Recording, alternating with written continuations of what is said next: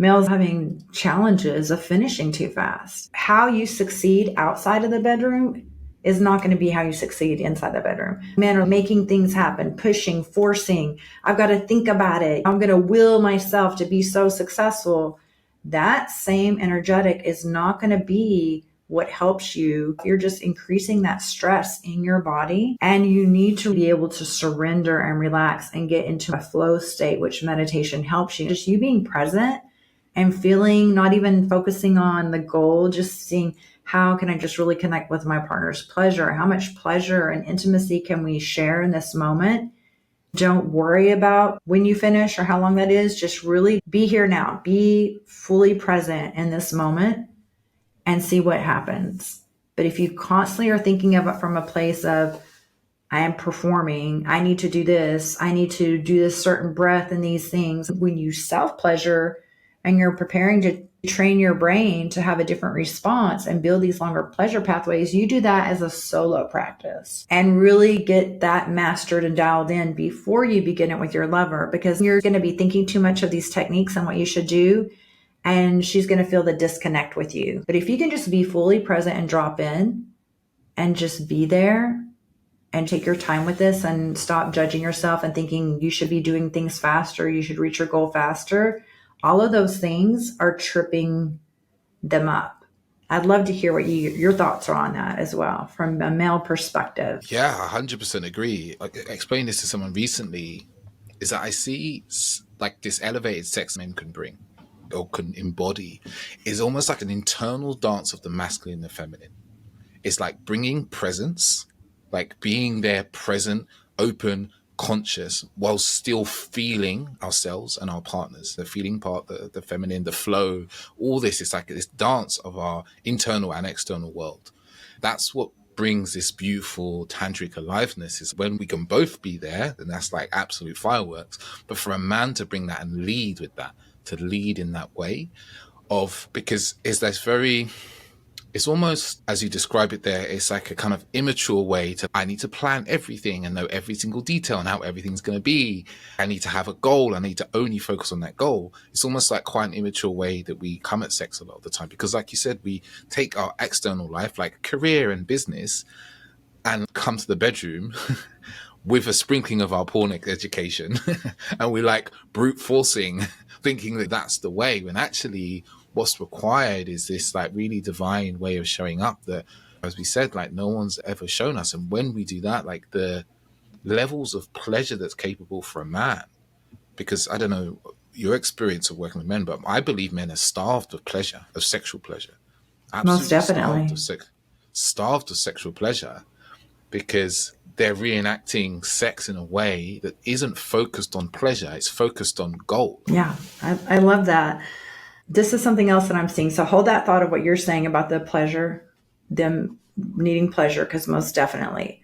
But I also want to drop this in here and see what you think about this, and for us to dive a little deeper. Also, what I will see with males is, again, that forcing and wanting things to happen. A lot of times when you say the duality of balancing the masculine and the feminine, that is the feminine, that part of them to be able to surrender and to receive also. But a lot of men are focused on giving pleasure, but they don't know how to, like you said, which leads to the starvation of pleasure. They are not fully capable of receiving. And a lot of times, if what can happen in a cycle, I'll just give this scenario and I would love for your feedback on this.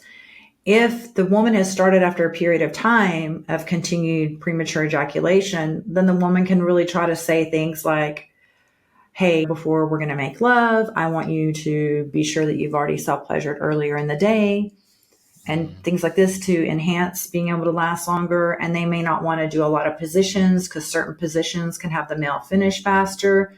So they make it like a very structured thing because they're really trying to help their partner last longer, because they can see also that their partner gets devastated when it doesn't. So they're really trying to, I think, in love to their partner. But also what happens in a dynamic is I'm sensing that the woman doesn't fully trust the partner to lead now. So I try to encourage for that relationship, have her let you lead outside of the bedroom. Take dance lessons together and where you're leading for a change so she can get comfortable with your lead again. Because now it's become almost like a people pleasing, or so focused in on her and so worried that they're going to do it wrong that they're just showing up in this different energetic where they can't even enjoy the type of sex that they would like to have because the wife is shutting down from that.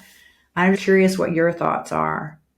Yeah, it's really interesting because I think of a couple of scenarios where either men have had premature ejaculation or erectile dysfunction. I'm really not keen on those names, but they're the names that I know. we commonly I agree. They're not the nicest names at all. They're not the nicest names at all because as a man who the first time I experienced erectile dysfunction, I was 19 years old.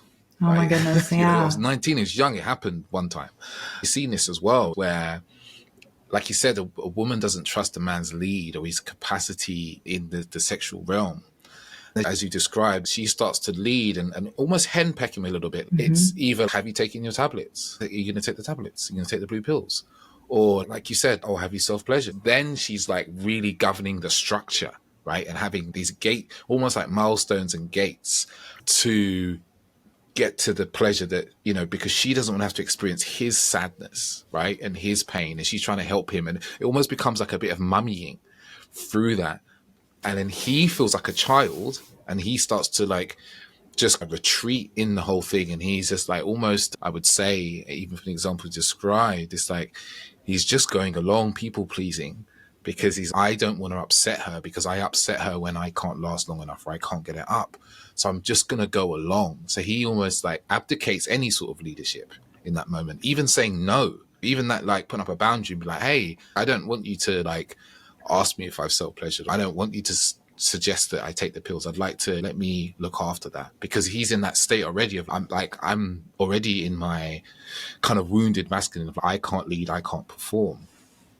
And it's a great suggestion you have there about creating leadership outside of the bedroom to bolster his sense of leadership and also allow her to trust his leadership. So it makes him more trustable as a masculine man, as a masculine leader. Yeah, I love that. It's not something I've done with clients. What I've often done, maybe this is something you do, is like I encourage the men to create like containers with their partner.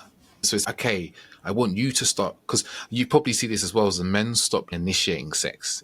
When there is some sort of issue around premature ejaculation or erectile dysfunction, my observation is the men stop trying to initiate, and that creates a massive frustration in the relationship in and of itself. And encourage them to create containers with your partner where, okay, for an hour, we can have intimacy, but we're not going to have any penetration. So you remove the thing that creates stress for both of you while reconnecting in an intimate space that might be, give them practice like breathing together, gentle rocking together, sitting in yib yam together, things like that, that bring an intimacy that's beyond the normal genitals really meeting. But that is, it's the eye contact, it's the breath together, it's the synchronized breath or the kind of opposite breath. And it's like you're experiencing a new type of intimacy and his leadership inside a space where it's like we've removed the thing that creates the stress, so we can bring that in later on when we're both feeling like really connected. Because I see that stress is the biggest killer of bonus, as I often say. Most definitely. I also encourage doing different things with touch and with intimacy where you're taking the sex off the table, but you're just focusing on sharing pleasure and being connected. I loved the Betty Martin, the 3-minute game, where you just ask one another how you like to be touched for 3 minutes, just offering other suggestions of ways to understand how your partner, one, likes to be touched as well. But it starts to also feel like that for that relationship that the woman is almost like micromanaging what he's doing. Thank you again for such a wonderful conversation. And listeners, if you've enjoyed today, if you've taken something away from today, I'd love for you to get in contact. Let us know what you learned. Maybe you realize there's some ways that you could show up in your relationship. Maybe there's ways that you realize you could lead your relationship. Get in touch.